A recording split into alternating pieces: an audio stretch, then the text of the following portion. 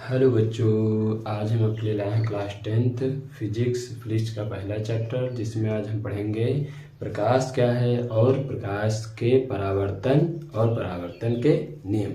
प्रकाश क्या है और प्रकाश के गुण, और क्या पढ़ने वाले हैं प्रकाश का परावर्तन और प्रकाश के परावर्तन के नियम। ये 4 टॉपिक हम आज इसमें कंप्लीट करने वाले हैं। ठीक है, चलिए आइए देखते हैं। सबसे पहले प्रकाश के बारे में हम देखेंगे तो प्रकाश क्या कह रहा है।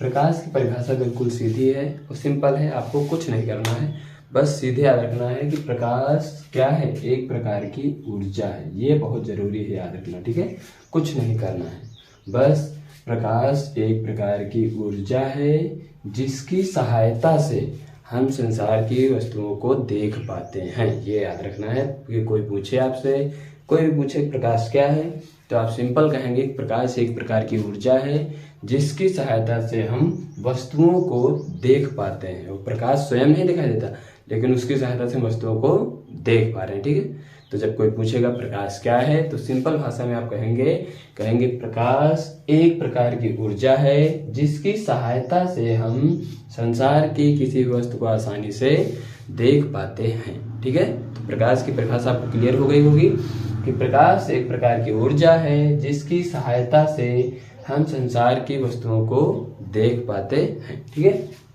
फिर उसके बाद अगला है, कह रहे प्रकाश के गुण बताइए। प्रकाश के गुण मतलब प्रकाश की विशेषताएं, कि प्रकाश के अंदर कौन कौन सी उसकी विशेषता है, यानी उसके अंदर कौन कौन से गुण रखता है।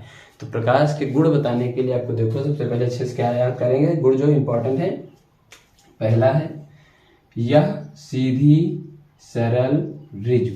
यह कैसा है, सीधी रेखा में जाएगा, सरल रेखा में जा सकता है, ऋजु। ये तीनों नाम एक ही नाम है, लेकिन अलग अलग एग्जाम में पूछे जाते हैं। कभी सीधी रेखा पूछ देगा, कभी सरल रेखा, कभी ऋजु रेखा।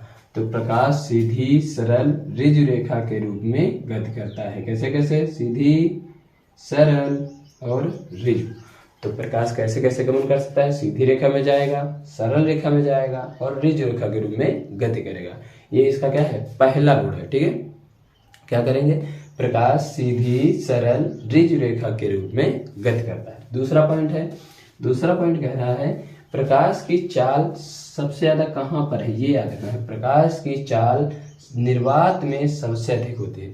प्रकाश जो चलता है तो चलने में सबसे तेज किस में जाएगा, ये पूछ रहा है। तो प्रकाश की चाल जो होगी सबसे तेज होगी वो निर्वात में होगी। ये पॉइंट आपको हाईलाइट करेंगे, इसीलिए मैंने हाईलाइट किया, याद रखना है कि प्रकाश सबसे तेज किस में गति करेगा, तो आप कहेंगे निर्वात में।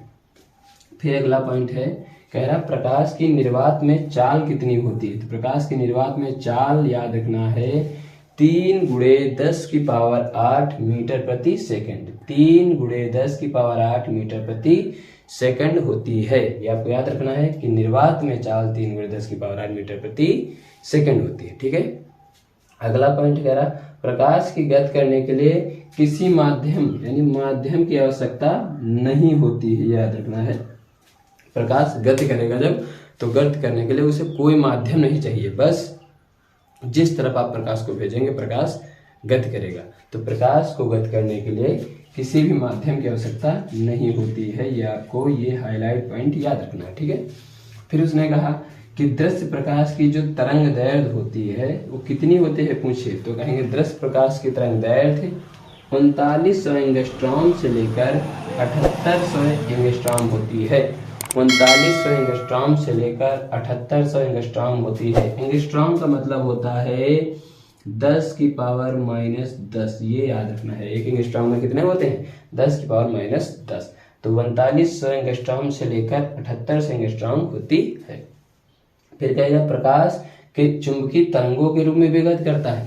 प्रकाश चुंबकीय तरंगों के रूप में गति करता है। कैसे, जैसे आपने देखा होगा आकाश में जब बारिश होने वाली होती है तो बिजली कड़कती है। तो बिजली जब चमकती है तो आप आकाश में देखना वो सीधी रेखा में नहीं जाती है, टेढ़ी मेढ़ी रेखा में चमकती हुई दिखाई देती है। इसी प्रकार हम देखेंगे कि प्रकाश चुंबकीय तरंगों के रूप में कैसे गति करता है, जो मैंने अभी एग्जाम्पल दिया बिजली का, उसी तरीके से चुंबकीय तरंगों यानी टेढ़ी मेढ़ी रेखा में भी गति करता है।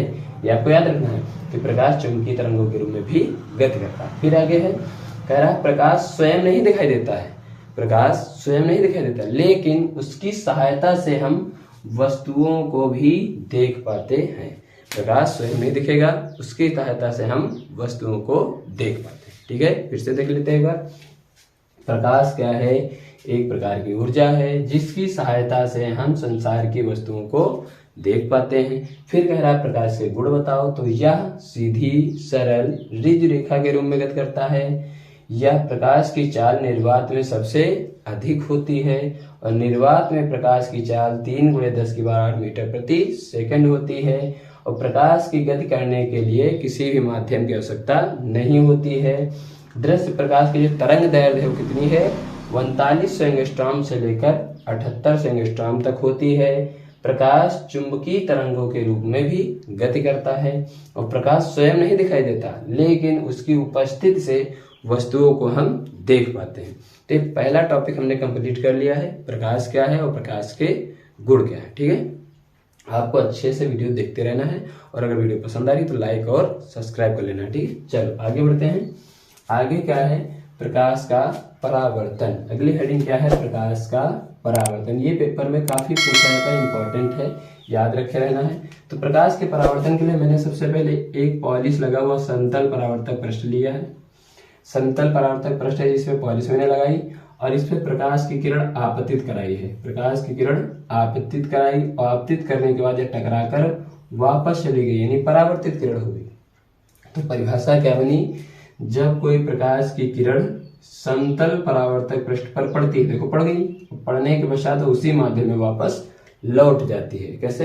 देखो, जब कोई प्रकाश की किरण समतल परावर्तक पृष्ठ पर पड़ती है तो पड़ने के पश्चात वह उसी माध्यम में वापस लौट जाती है। इस पूरी घटना को ही क्या कहते हैं? प्रकाश का परावर्तन कहते हैं। देखो चलो यही लिखा है, जब कोई प्रकाश की किरण किसी समतल परावर्तक पृष्ठ पर पड़ती है, समतल परावर्तक पृष्ठ लिखा है, पर टकराती है या पड़ती है, तो वह टकरा कर उसी माध्यम में वापस लौट जाती है, उसी माध्यम में वापस लौट जाती है। इस पूरी घटना को प्रकाश का परावर्तन कहते हैं। कैसे? मैंने कहा, जब कोई प्रकाश की किरण समतल परावर्तक पृष्ठ पर पड़ती है तो वह टकराने के पश्चात क्या हो जाती है? उसी माध्यम में वापस लौट जाती है। इस पूरी घटना को प्रकाश का परावर्तन कहते हैं। ठीक है, फिर कह रहा है प्रकाश के परावर्तन के नियम बताइए। ये नियम किस किस तरह ये गति करेगा, परावर्तित कैसे हो रहा है, ये बात बतानी है। तो पहला नियम क्या है, चेक कर लेते हैं। पहले नाम थोड़ा सा देख लो। जो किरण मैंने भेजी है, आई है, आपतित हुई है, उसे आपतित किरण कहा। जो किरण टकराने के बाद जा रही है, वापस गई है, उसे कहे परावर्तित किरण। और इन दोनों के बीच में हमने एक बिंदु लिया है जिसका नाम है, यहां पर मैं लिख दूं, रह गया, आपतन बिंदु। कौन सा बिंदु? आपतन बिंदु। ठीक है, आपतन बिंदु ये जहां पर है, यहां पर एक हमने डॉट डॉट डॉट ये खींचा, इसे क्या कहते हैं? इसे कहते हैं अभिलंब। क्या कहते हैं? अभिलंब। क्या कहते हैं? अभिलंब। तो क्या है? आपतित किरण जो वापस गई, परावर्तित किरण। जिस बिंदु पर खींचा वो आपतन बिंदु और इसके ऊपर एक अभिलंब है जो खींचा डॉट डॉट करके, अभिलंब। ये तीनों एक ही बिंदु पर देखो मिल रहे हैं। आपतित किरण, परावर्तित किरण, आपतन बिंदु पर खींचा गया अभिलंब, तीनों कहाँ है? एक बिंदु पर, इसी बिंदु पर मिल रहे हैं। तो यही पहला नियम हो जाता है। दूसरा देखो, इसके बीच का कोण कितना है? कोण आई है। इसके बीच का कोण क्या है? कोण आर है। तो कोण आई आपतन कोण, कोण आर परावर्तन कोण। ये भी याद रखना है। कोण आई को कहेंगे आपतन कोण और कोण आर को कहेंगे परावर्तन कोण। ठीक है, अब पहले नियम से स्टार्ट करते हैं। तो देखो क्या कहेंगे, जो किरण आई उसे क्या कहा? आपतित किरण। जब टकरा के वापस जा रही उसे क्या कहा? परावर्तित किरण। और जिस बिंदु पर टकराई है उसे क्या कहा? आपतन बिंदु। और उस पर एक अभिलंब खींचा जिसे कहा अभिलंब। ठीक है, यही चारों नाम लिखने हैं। देखो, आपतित किरण, परावर्तित किरण, आपतन बिंदु पर खींचा गया, क्या खींचा गया? अभिलंब। तीनों एक ही तल पर स्थित है। तीनों देखो एक ही तल है, एक ही तल पर है, एक ही बिंदु पर है। तो यही पहला नियम है। आपतित किरण, परावर्तित किरण, आपतन बिंदु पर खींचा गया अभिलंब, तीनों एक ही तल पर स्थित है। याद रखना, एक ही तल पर स्थित है। ये क्या हो गया? प्रथम नियम हो गया। ठीक है, द्वितीय नियम क्या है? जो इसके बीच के कोण है, देखो कोण आई और कोण आर, ये दोनों हमेशा क्या होंगे? आपस में बराबर। परावर्तन में हमेशा ही क्या होंगे? बराबर। कोण आई और कोण आर आपस में क्या होंगे? बराबर। तो दूसरा नियम यही है, आपतन कोण आई परावर्तन कोण R आपस में बराबर होते हैं। आपतन कोण I, परावर्तन कोण R आपस में बराबर होते हैं, इसीलिए इसे क्या कहेंगे, कोण I बराबर कोण R, कोण I बराबर कोण R। इस प्रकार हमने दोनों टॉपिक कंप्लीट कर लिए, जिसमें प्रकाश सीखा, प्रकाश के गुण सीखे, फिर प्रकाश का परावर्तन सीखा, फिर परावर्तन के नियम सीखे। ठीक है, इसको आपको अच्छे से वीडियो को 2-3 बार देखना है और समझ लेना है, और उसके बाद बहुत अच्छे से साथ साथ नोट्स बनाने हैं, नोट्स को तैयार करते रहना है और पेपर में अच्छा करना है। ठीक है, और वीडियो अच्छी लगी तो अपने मित्रों को शेयर कर देना और लाइक कर देना और चैनल को सब्सक्राइब करना। ओके, मिलते हैं अगले वीडियो में।